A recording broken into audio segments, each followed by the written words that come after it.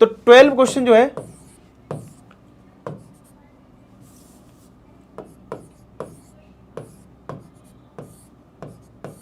Twelve में 7 minus 6x minus x square D x ऐसा दे रखा है।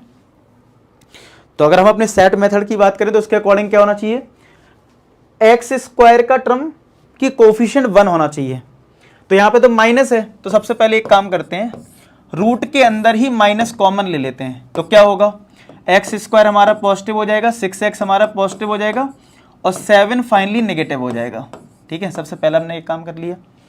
अच्छा, कुछ लोग रूट का जो -1 बाहर कर देते हैं, ऐसी भैया कोई प्रॉपर्टी नहीं है, रूट में -1 तो फिर आयोटा होता है, आप बाहर नहीं कर सकते इसको, ऐसे नहीं कर सकते माइनस बाहर कर लिया और रूट 1 लग दिया, ऐसे नहीं, अंदर माइनस रहने दो उसको अभी। ठीक है, वो बाद में भी एडजस्ट हो जाएगा। ठीक है, तो रूट में है माइनस ब्रैकेट। अब इसमें लगाओ होल स्क्वायर वाला मेथड। क्या बताया था, एक्स स्क्वायर का कोफिशिएंट 1 होना चाहिए, है ऑलरेडी। एक्स का जो कोफिशिएंट है यानी 6 उसका हाफ कर दो, कितना आएगा 3। तो एक्स स्क्वायर प्लस 6x, इसके बाद 3 का स्क्वायर ऐड कर लो और सब्सट्रैक्ट कर लो, और ये है माइनस का 7 और ये dx। ठीक है, और ब्रैकेट क्लोज कर दो। तो 1/रूट माइनस ब्रैकेट बाहर है, यहां से लेके यहां तक ये 3 टर्म बन जाएंगे, x प्लस 3 का होल स्क्वायर, और ब्रैकेट भी लगा दो बड़ा वाला। ठीक है, a ये होता है, ये b होता है। ठीक है, माइनस का 9 माइनस का 7 माइनस का 16 होता है, और dx, और ये ब्रैकेट क्लोज कर दो।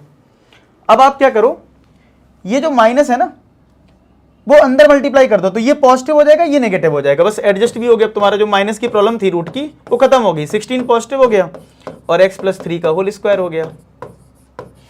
तो इसको लिख लो 4 का स्क्वायर, और ये हो गया x प्लस 3 का होल स्क्वायर dx। अब आप x प्लस 3 को t मान लो और फॉर्म लगा दो। तो x प्लस 3 को अगर t लिया तो x का डिफरेंशिएशन 1 dt बाई dx, तो dx कितना आ गया dt, तो ये बन गया ऊपर 1 into D T upon root 4 square minus T square. अभी किसका फॉर्मूला है, root A square minus A square, sine inverse x upon A यहाँ पे 4 है प्लस सी, टी रख दो यहाँ पे, sign inverse x plus 3 upon 4 plus का सी, ये आ जाएगा sign inverse x plus 3 upon 4। अब मैं बस, ये लास्ट क्वेश्चन है इस लेक्चर का, लेकिन मैं आपको एक चीज समझा देता हूँ। कुछ लोग कहेंगे कि सर जरूरी है इसमें t लेना, मुझे डायरेक्ट समझ में तो आता है ए स्क्वायर माइनस ये x मान लूं मैं थोड़ी देर के लिए, तो मैं डायरेक्ट भी लगा सकता हूं क्या कि साइन इनवर्स ये मेरा x है तो x प्लस 3 अपॉन ए यहाँ पे 4 है। क्योंकि सर मैं ऐसे भी तो सोच सकता हूं ना, जैसे आप साइन 2x का हमें कॉस 2x का इंटीग्रेशन करना है, तो आप ही ने तो सिखाया कि cos 2x का sin 2x लिख दो, और x का जो कोफिशिएंट होता है वो डिवाइड में आता है। जरूरी थोड़ी ना कि 2x को t मान के करें, जरूरी थोड़ा 2x को t माने, आंसर सेम आएगा। बिल्कुल सही बोल रहे हो आप, कर सकते हैं। यानी जब भी अगर ये जो अंदर वाला पार्ट ऐसा है जिसको डिफरेंशिएट करने के बाद कांस्टेंट नंबर आ रहा है तो कर सकते हो।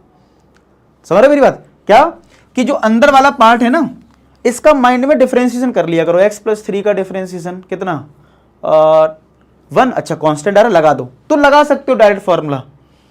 लेकिन अगर मान लो यहीं पे, अब मैं एक चीज और सिखा देता हूं कि यहां पे अगर ऐसा होता root 4 square minus 2x plus 1 का होल स्क्वायर, मतलब x प्लस 3 की जगह 2x प्लस 1 का होल स्क्वायर होता, तब क्या आंसर आता है, और यहां ऊपर 1 ही होता, नीचे डिवाइड में इस तरीके से।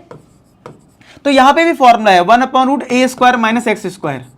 तो इसका माइंड में डिफरेंशिएशन करो, कितना आ रहा है कि 2x प्लस 1 का डिफरेंशिएशन 2 कांस्टेंट टर्म में, मैं फॉर्मूला लगा सकता हूं डायरेक्ट, क्या साइन इनवर्स x यहां पे 2x प्लस 1 है अपॉन ए यहां पे 4 है। बस इसमें एक बात का ध्यान रखना, x का जो कोफिशिएंट है 2 वो आपको डिवाइड में लेना पड़ेगा, आंसर डायरेक्ट कर सकते हो। इसमें x का कोफिशिएंट 1 था तो कुछ लेने की जरूरत नहीं है। जैसे cos 2x होता है तो sin 2x आता है, फिर 2 से डिवाइड करते हो कि नहीं करते हो। और अगर आपको इस माथा 25 से बचना है तो t लेके कर लो। तो मैंने दोनों तरीके बता दिए कि आप डायरेक्ट भी कर सकते हो, लेकिन बातों का ध्यान रखना जो बताइए कि अगर x का कुछ कोफिशिएंट है, पहले तो ये दिमाग लगाओ कि इसका कांस्टेंट आ रहा है कि नहीं आ रहा डिफरेंशिएशन, अगर आ रहा है तो ठीक है, तो फिर आप डायरेक्ट लगा सकते हो फॉर्मूला और जो भी x का कोफिशिएंट है उससे डिवाइड कर देना, ठीक है। तो आई होप 12 क्वेश्चन तक आपको अच्छे समझ में आया, कुछ लॉजिक सीखने को नया मिला हो, और जो भी आपका फीडबैक कमेंट सेक्शन जरूर बताना। मिलते हैं नेक्स्ट वीडियो, तब तक अपना ख्याल रखें, पढ़ाई करते रहें। लास्ट में की बात बोलूंगा कि आप सभी सफल हो। धन्यवाद।